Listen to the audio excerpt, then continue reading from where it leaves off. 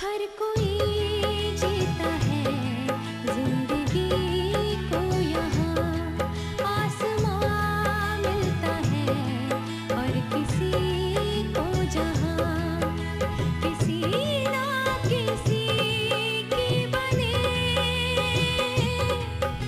यहाँ एक अलग पहचान, पहचान, पहचान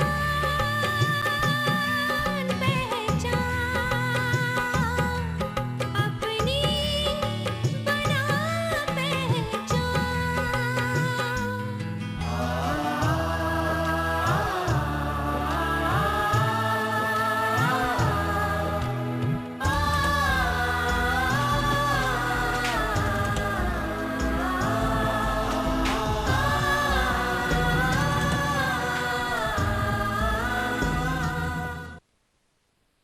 हाँ, वो तो है ही।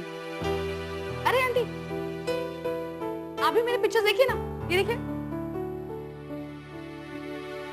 अरे वाह, कितनी सुंदर लग रही हो तू। Thank you aunty.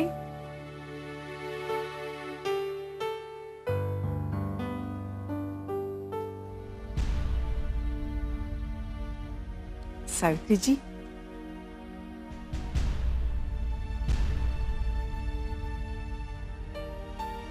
ये फैशन मैगजीन तो अमृत की है। क्या? क्या हुआ भाभी जी? कुछ नहीं, तुम लोग बैठो, मैं चाय बना कर लाती हूँ।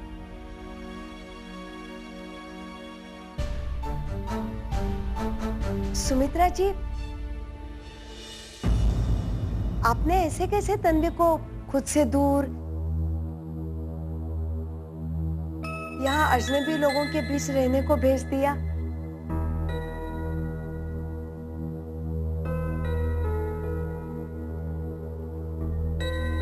मेरी बेटी होती तो मैं कभी नहीं छोड़ती।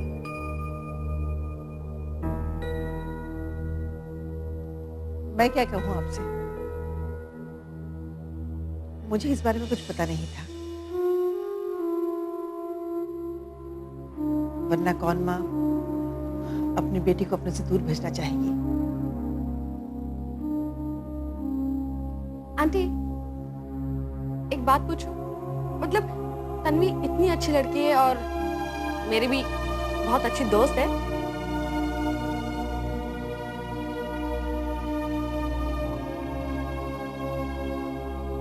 लेकिन मुझे एक बात समझ में नहीं आती कि ऐसा क्या हुआ कि अमृत जी उसको तलाक देना चाहते हैं।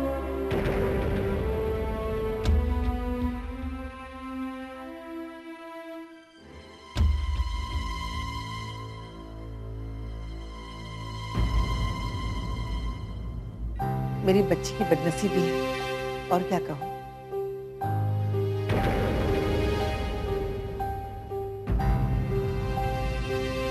उसका नेचर तो ऐसा है, उसके ससुराल में उसके सास ससुर बेटी की तरह प्यार करते हैं।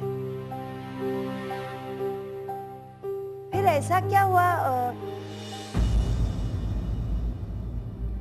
अमृत गुप्ता और तन्वी के बीच की बात तलाक तक पहुंच गई?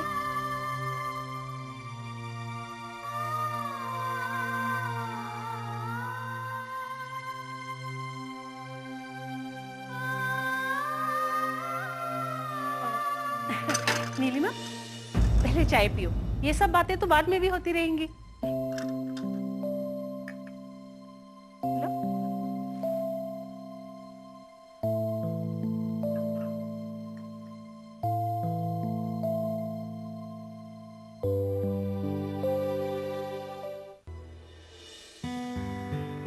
अबे मैं तन्वी के पेरेंट्स से मिलने नहीं जा पाया। एक्चुअली एक क्लाइंट का वेबसाइट का जरूरी काम पूरा करके देना था, उसी में फंसा रह गया। तुम तो गए होगे ना? नहीं यश, मैं भी नहीं जा पाया। एक्चुअली कल एक बहुत क्रिटिकल केस आया था, सारा वक्त उसी में लग गया। आज तन्वी वापस आई, याद है ना? हाँ याद है। तुम एयरपोर्ट चलिए ना उसे रिसीव करने, मैं सीधा घर चला जाऊँ, उसके पेरेंट्स से मिल लूंगा। नहीं अबे, तुम एयरपोर्ट चले जाना, मैं घर चला जाऊंगा। तन्वी के पेरेंट्स से मिला नहीं हूँ, कम से कम उनसे मिल तो लूँ, वरना तन्वी क्या सोचेगी। यश, तन्वी के पेरेंट्स तो घर पर ही है ना। तो एक काम करते हैं, हम दोनों ही चलते हैं उसे रिसीव करने। बाद में तन्वी के पेरेंट्स से भी मिल लेंगे। गुड है, मैं एक काम करता हूँ, मैं तुम्हें फोन करता हूँ और फिर सीधा तुम्हारे पास आ जाता हूँ, फिर साथ में एयरपोर्ट चलेंगे। श्योर। ओके, चलो मैं निकलता हूँ। Okay, bye, take care.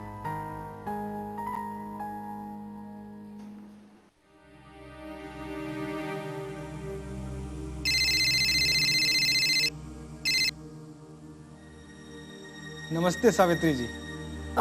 नमस्ते वकील साहब। क्या प्रोग्रेस है तन्वी के केस की? मैंने पेपर्स तो कुरियर कर दिए थे, लेकिन अभी तक अमृत गुप्ता के यहाँ से कोई जवाब नहीं आया है। 2-4 दिन इंतजार करते हैं। पिछली बार तो उन्होंने तलाक के पेपर्स फाड़ दिए थे, लेकिन हर बार वो ऐसा नहीं कर सकते। लीगल पेपर्स है, कोई ना कोई जवाब तो उन्हें देना ही होगा। चलिए देखते हैं उनका एडवोकेट क्या करता है।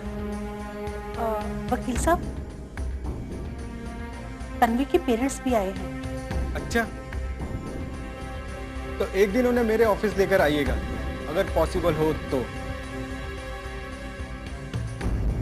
तन्वी जी ये नहीं समझ पा रही है कि अमृत गुप्ता पर कोई चार्ज लगाना हमारे केस के लिए कितना जरूरी है।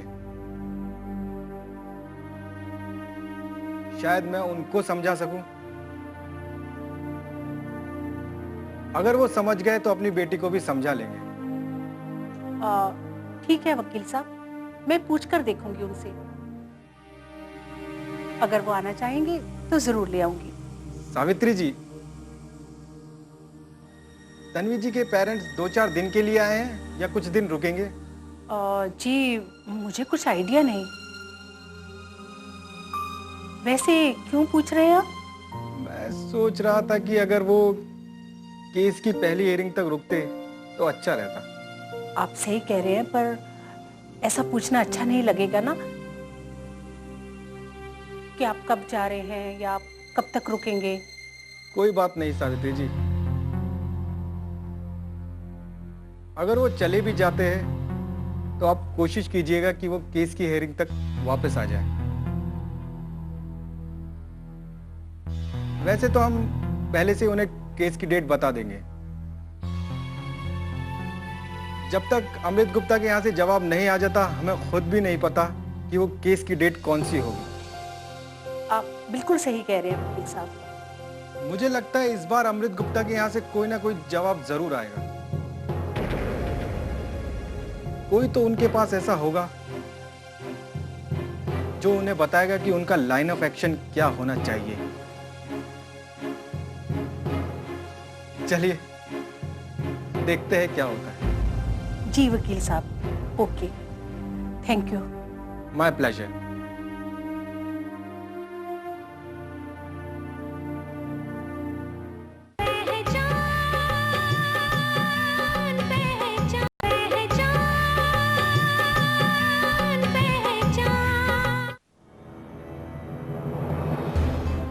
अमृत, ये सब क्या हो?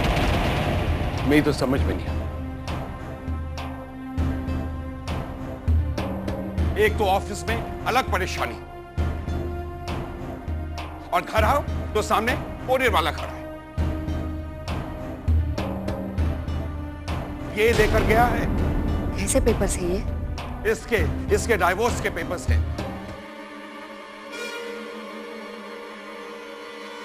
तन्वी ने दोबारा दिए।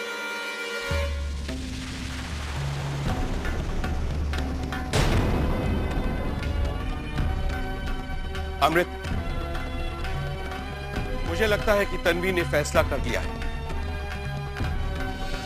एंड दिस प्रूव्स तन्वी तुमसे तलाक चाहती है। उसने अपना मन बना लिया है।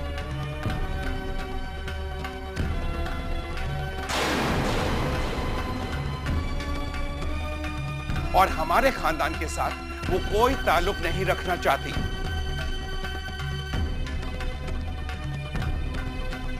डैड, उसके चाहने या ना चाहने से क्या होता है? कुछ नहीं होता डैड, होगा वही जो मैं चाहूंगा। तुमने पहले भी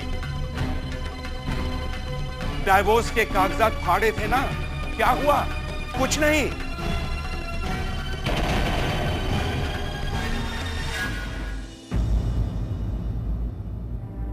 समझने की कोशिश करो, जब मियां बीवी में तलाक की नौबत आ जाती है और कोई भी पार्टी डाइवोर्स नोटिस सर्व करती है तो उसका जवाब देना ही पड़ता है। आई सजेस्ट तुम अपने लॉयर से बात करो। ठीक है डैड, ऑलराइट। अगर आप कह रहे हैं तो मैं अपने वकील से बात करूंगा डैड। जब तुम दोनों ने यह फैसला कर ही लिया है कि तुम दोनों एक दूसरे के साथ नहीं रह सकते,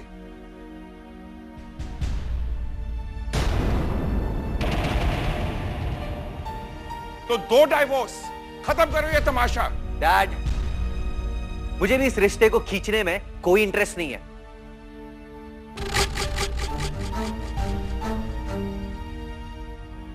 लेकिन अगर तन्वी चाहती है तो मैं उसे तलाक दूं। It's not possible. जब मैं चाहूंगा तब उसे मैं तलाक दूंगा।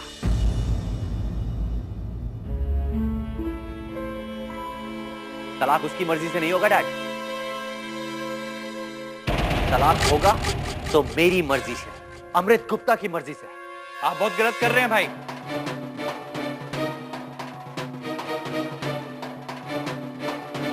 आपने जरूर भाभी को इतना मजबूर किया होगा कि उन्होंने आपसे तलाक देने का फैसला किया। अब बताएं या ना बताएं, लेकिन सच्चाई यही है।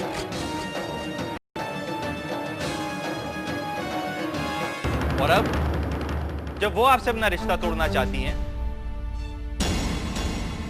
इनफैक्ट आप भी उनके साथ नहीं रहना चाहते, तब भी आपका ईगो आपके सामने आ रहा है। उनके मांगने से डिवोर्स नहीं देंगे आप। जब आपकी मर्जी होगी तब डिवोर्स देंगे आप। ये क्या है भाई?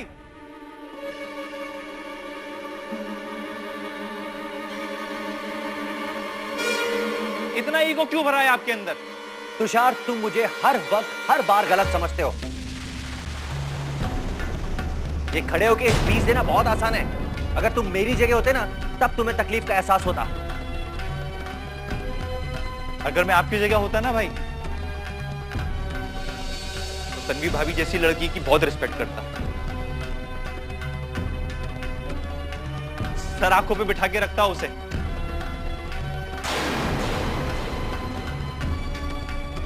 लेकिन आप ये नहीं समझेंगे, नहीं समझेंगे आप।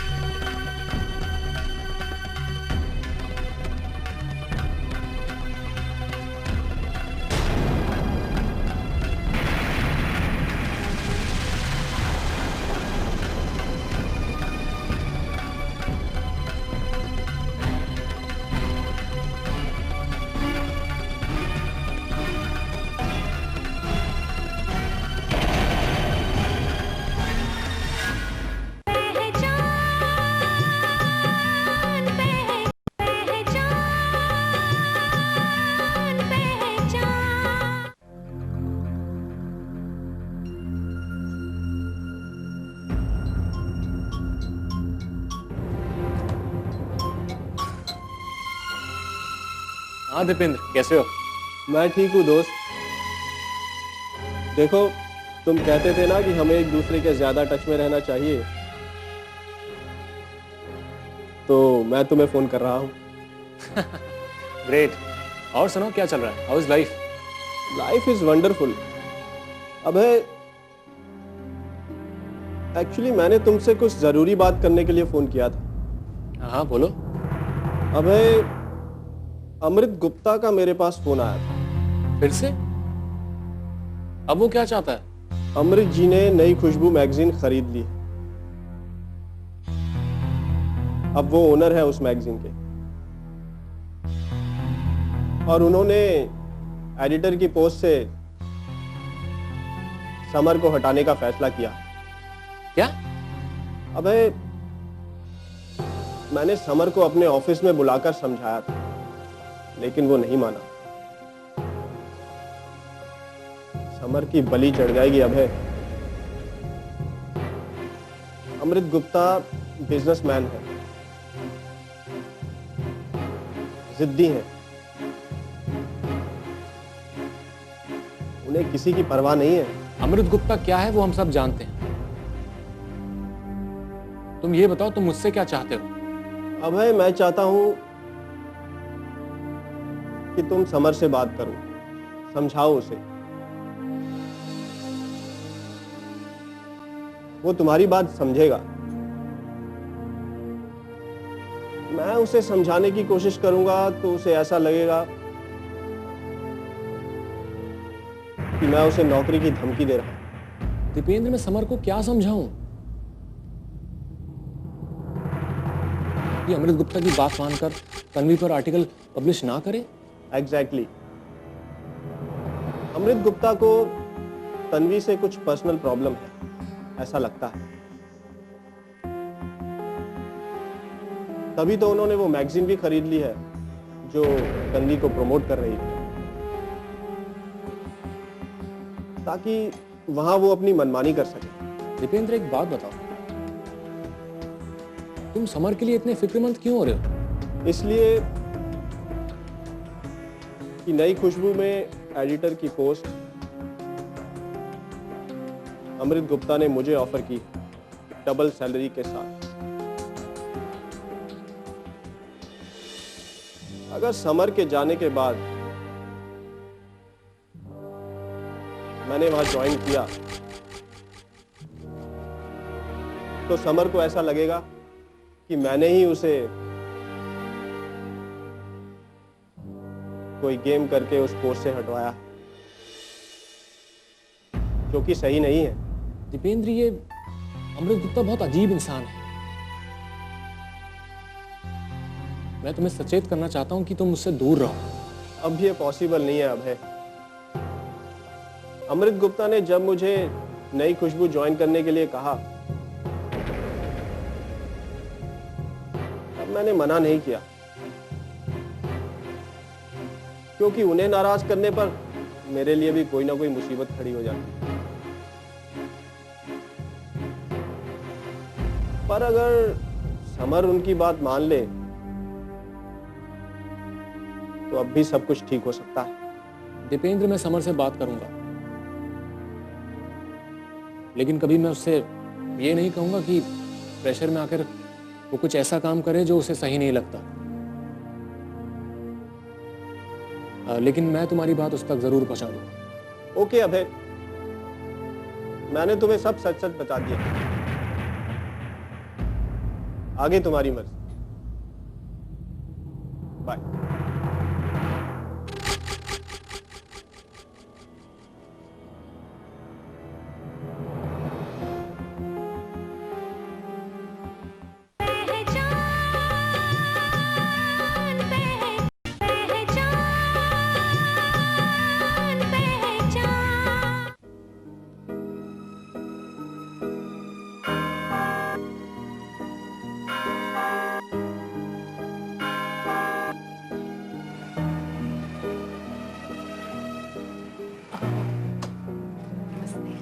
नमस्ते। जी, मैं तन्वी की दोस्त सुमोना। मैं मुंबई से आई हूँ। अरे, तन्वी यहाँ नहीं है तो मुंबई से मिलने उसे सब आ रहे हैं। तन्वी के माता पिता भी आए हुए हैं। तन्वी आज रात को वापस आ रही है बर्लिन से। वहां की फोटोज एग्जीबिशन में उसके फोटो सिलेक्ट हुए हैं। है ना खुशी की बात? जी। आओ, तुम्हें तन्वी के माता पिता से मिलवाती हूँ। वो तुमसे मिलकर बहुत खुश होंगे। आंटी, एक मिनट, मैंने आपसे झूठ बोला था। मैं तन्वी की दोस्त नहीं हूँ। मेरा नाम सुमोना जिंदल है। तन्वी से पहले मेरी शादी के बाद अमृत से चल रही थी। अगर तन्वी और अमृत की शादी नहीं हुई होती तो आज मैं अमृत की पत्नी होती।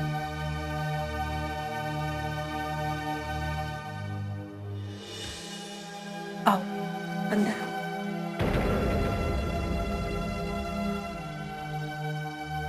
बैठो।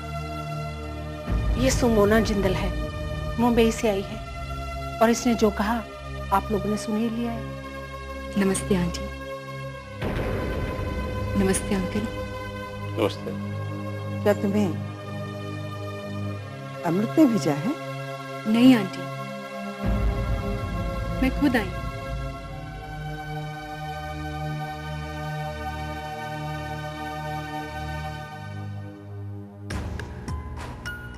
मुझे तन्वी से मिलना है।